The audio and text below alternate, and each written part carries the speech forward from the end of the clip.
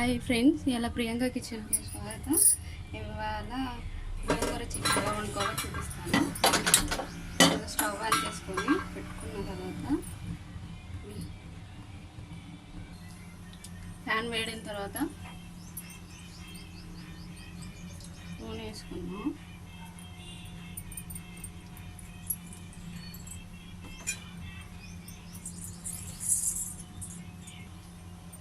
Oil వేడిన తర్వాత ఎండుమిర్చి,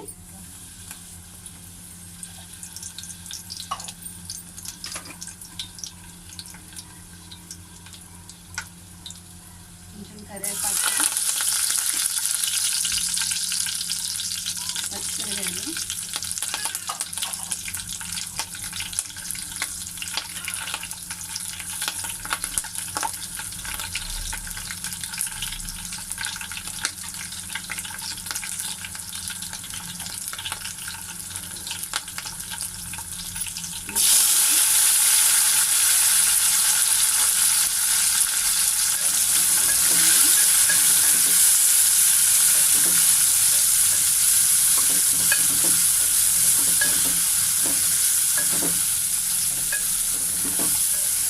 ఎర్రగా వేగాలి.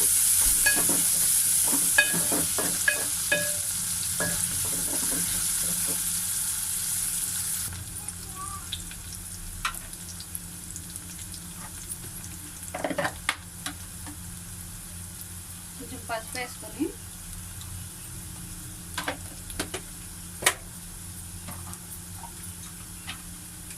అల్లం పేస్ట్ వేసుకున్నాం. కొంచెం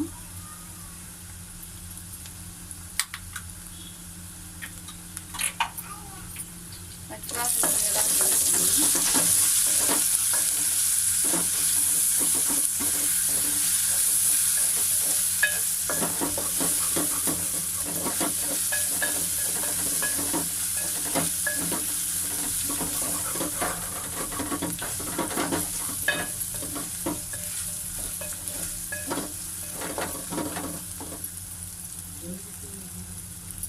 పచ్చివాసన పోయాక టమాటాలు వేసుకున్నాం.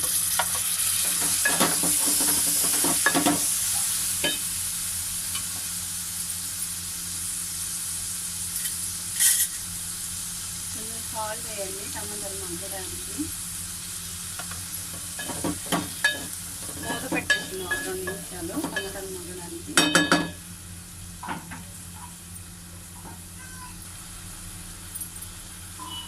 మూత పెట్టుకొని మగ్గిచ్చేసుకుందాం 2 నిమిషాలు.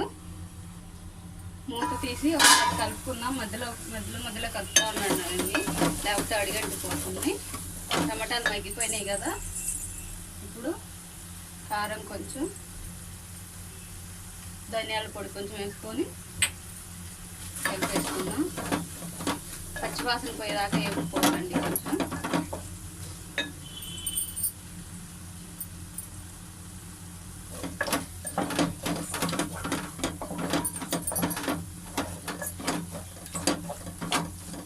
పచ్చివాసన పోయేదాకా వేపుకున్నాం కదా,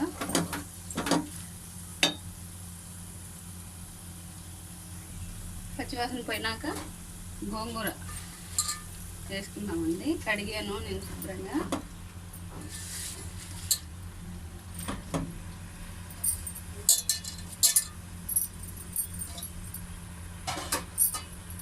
గోంగూర వేసుకొని 5 నిమిషాలు ఇలా వదిలేయాలి.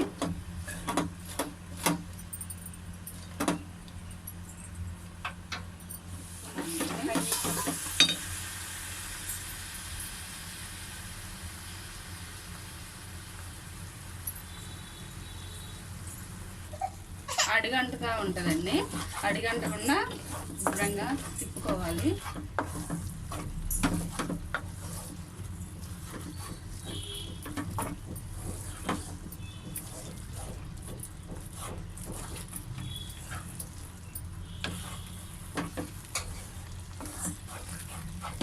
ఇప్పుడు తిప్పుకున్న తర్వాత చికెన్ వేసుకున్నాము. కడిగి శుభ్రం చేసిన చికెన్ అండి. అరకిలో చికెన్కి నేను 2 గోంగూర కట్టలు తీసుకున్నాను.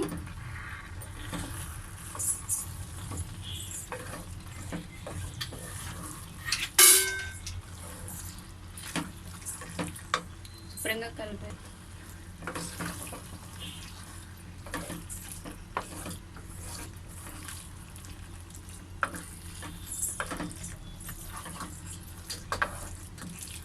సాల్ట్ వేసుకోవాలి.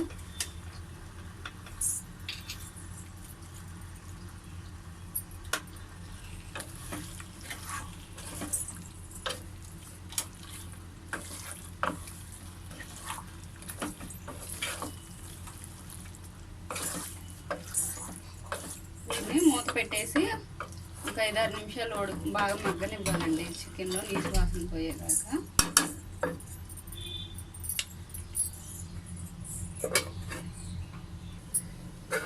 ఐదు 6 నిమిషాలు ఆగాక మూత తీసుకొని కలుపుకుందాం ఒకసారి.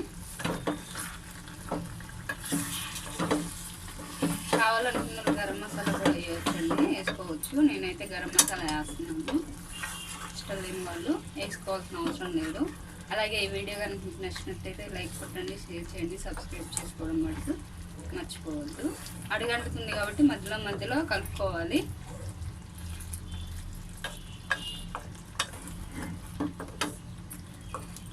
అలాగే ఈ కర్రీ చాలా చాలా బాగుంటుందండి.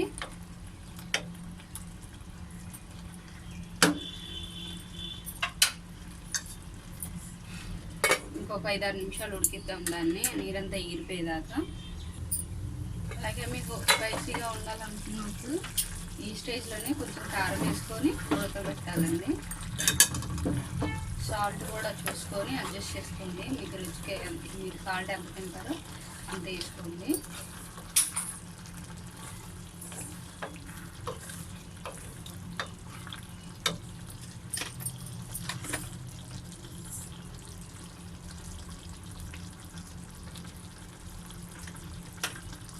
కొంచెం సాల్ట్ వేసాను. మీరు ఎంత తింటారో చూసుకొని సాల్ట్ చూసుకొని వేసుకోండి. అలాగే కారం ఎక్కువ కావాలనుకున్న వాళ్ళు ఇక్కడే వేసుకోండి. కారం వేసుకున్న తర్వాత ఉడికించుకోండి ఇంకొక 5 నిమిషాలు. తొందరగా అయిపోతుందండి. చాలా చాలా ఈజీ అండి. బ్యాచిలర్స్ కూడా వండుకోవచ్చు. వంట రాని వాళ్ళు కూడా చాలా సింపుల్గా చేయవచ్చు అండి ఈ కర్రీ.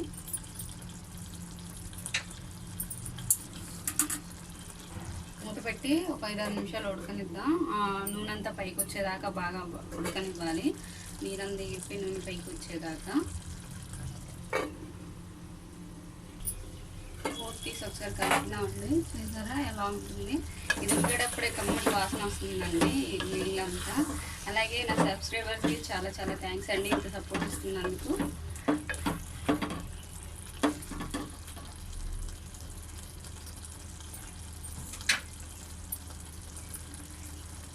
మీకు నచ్చితే పైన కొత్తిమీర చల్లేసుకొని స్టవ్ ఆఫ్ చేసుకొని పైన కొత్తిమీర చల్లేసుకోండి.